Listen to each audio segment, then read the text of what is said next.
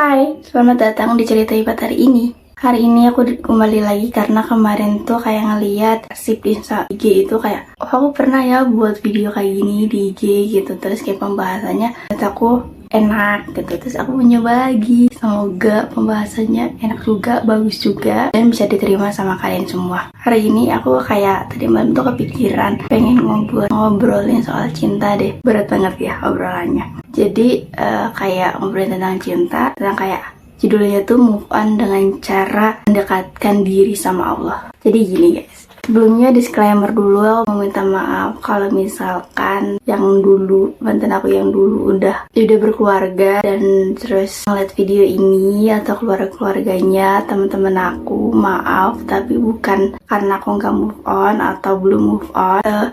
Aku mau sharing aja gitu, mau berbagi. Jadi gini guys, aku punya mantan yang bisa dibilang cowok itu tuh baik banget, kayak gak pernah marah, terus apa yang Ipat mau selalu diturutin. Ketika Ipat pengen, Ipat mau kesini nih gitu, terus diturutin. Kayak kita punya wishlist atau apa ya gitu, punya list kayak mau kemana, terus kita sefrekuensi. Kayak dulu tuh Ipat suka jalan-jalan banget, terus suka kulineran, begitu tuh sama. Dan dia tuh sabar banget sama Ipat.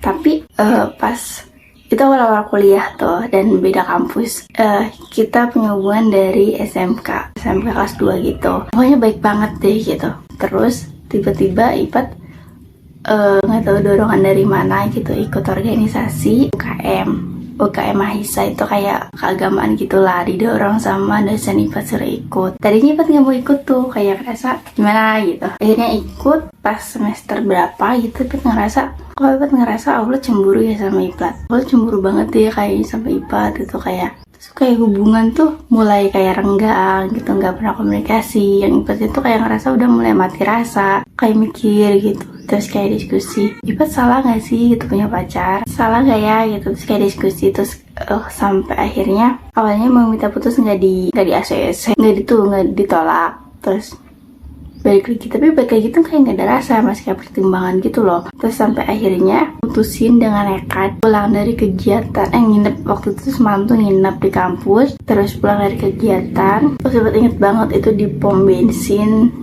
Pegadaian. Bukan Pegadaian nih, masih Jabong. Ipat nanti gini, Assalamualaikum, Ipat mohon maaf ya gitu, kayak Ipat mau ngudahin hubungan ini gitu. Ipat ngerasa Allah cemburu sama Ipat gini. Ya walaupun kayak nggak tahu lah responnya seperti apa, Ipat langsung blok semua sosial medianya saat itu juga. Kayak di jalan tuh nangis tapi tenang, ngerti gak sih? Nangis tapi tenang. Terus kayak gak apa-apa Ipat bisa kok ngejalanin semuanya sendiri. Ipat bisa berproses, kan masih ada keluarga Ipat, masih ada teman-teman Ipat. Karena emang saat itu tuh Ipat kayak menggantungkan diri Ipat tuh ke dia gitu. Karena dia tuh kayak sosok ayah banget buat Ipat, kayak mengganti ayah gitu. Kayak ketika daftar kuliah, terus nyari tempat kuliah, tempat kosan, itu dibantu gitu sama dia. Pokoknya kayak mau kemana, ayo diantar gitu, intinya gitu. Sampai akhirnya kayak udah deh gitu, enggak tuh, udah stop. Sampai akhirnya tuh kayak niatnya tadi ada mau kayak niat balik lagi gitu loh. Tapi kayak Ipat tuh ngomong gini, kalau emang serius sama Ipat, tungguin ya sampai Ipat lulus. Terus Ipat masih tetap bisa berkomunikasi dengan baik kok gitu, walaupun kita nggak ada hubungan. Tapi ternyata Allah ngasih jalannya dan dia kayak maaf ya nggak bisa lagi gitu. Terus nggak lama tuh tunangan, dan nikahlah. Alhamdulillah dia dapat jodoh, semoga itu yang terbaik, dan sekarang juga udah punya anak, alhamdulillah. Nah di situ tuh kayak gitu, maksudnya Ipat nggak ngerasa kayak Ipat sakit hati ketika ngeliat dia tunangan, ngeliat dia nikah, bahagia gitu. Bahagia itu kayak alhamdulillah gitu, berarti udah move on nih dari Ipat. Berarti Ipat nggak terlalu ngebekas.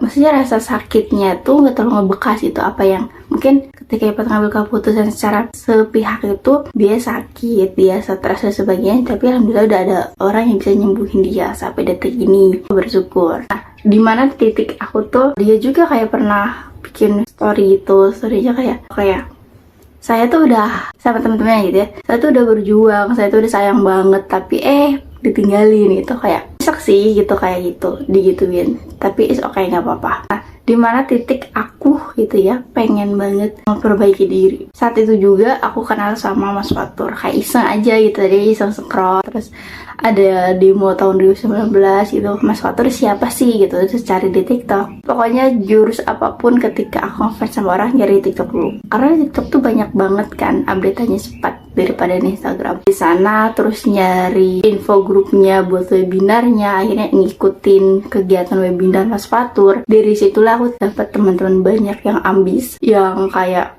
pencapaiannya gila banget, kayak wow luar biasa banget daripada aku yang mungkin aku di desa gitu ya. Teman aku juga bilang rumah aku jauh, kayak di ujung planet, nggak juga kayak jadi kayak ya udah aku ikut kegiatan Mas Fatur. Bukan Mas Fatur aja, kayak lebih ikutin kegiatan webinar, pelatihan, terus ngubah mindset diriku, ngubah pemikiran aku, rajin baca buku. Terus kalau bikin konten kayak gini tuh emang udah dari dulu banget gitu, udah bikin konten. Sampai akhirnya aku ngerasa, oh aku udah ada titik dimana aku bisa upgrade diri nih gitu.